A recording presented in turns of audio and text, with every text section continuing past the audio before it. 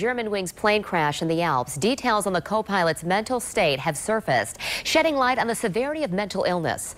Officials say 27-year-old Andreas Lubitz intentionally locked the pilot out of the cockpit last week and downed that flight, killing all 150 people on board. Just yesterday, we learned that he'd been treated in the past year after doctors observed suicidal tendencies.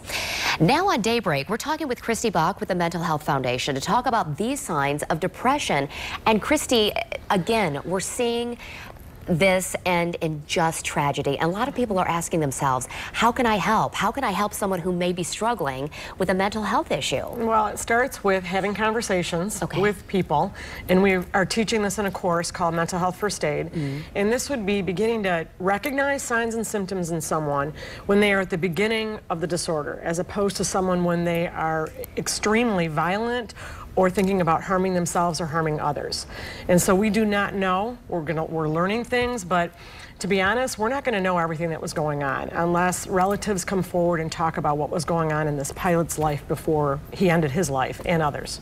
Well, in talking about mental health first aid, I mean, you have people coming to these courses from around West Michigan very often now. Teachers, people who work with teenagers, children, people from all walks of life, because they want to know how to reach out to people before it's too late. Because we have to start that conversation. That's how it starts. We have to. And many times it is with depression, that is one of the most common illnesses, along with anxiety.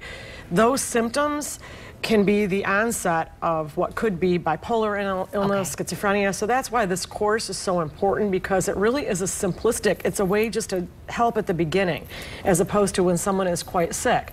And this man, he was quite sick. Obviously, and we know this. We don't know if there was, if he was even taking his medicines. I mean, I was reading yesterday questioning about antidepressants, and we don't want stigma to go along with that, because it's really important that those medicines are part of your treatment. But if someone is on antidepressants, they need to take them as prescribed also, and under a doctor's care. So they work. And so what we know is that 9 out of 10 times when someone does complete suicide, does take their life, it is they were depressed. Yes. Okay, and we talk about depression and anxiety being some of the most common mental health issues, but let's talk about how common those are. In fact, some of the people we see suffering in silence, college students, young people of that age. Yes, extremely common. 75% of mental illnesses will come on before someone reaches the age 24. Okay. So that's really important that we begin to educate students also. What are the signs and symptoms of depression? How will you know if you are depressed as opposed to not being ill? Yes. Anxiety is extremely common, and we need to take it really seriously. So that the median age of onset for anxiety is 11 years old. So we need to take it serious, because anxiety left untreated and not managing with coping skills, that can lead to someone being depressed. And so many times with college students, we are seeing that they had anxiety in high school, and then what can happen is it can turn to depression. Well, Christy, breaking down those barriers, starting the conversations, getting the word out about how you can help people around you. Mental Health First Aid. Get a hold of the Mental Health Foundation if you want to get in on one of these courses. Exactly. Okay. Christy Buck from the Mental Health Foundation, thank you so much. The Today Show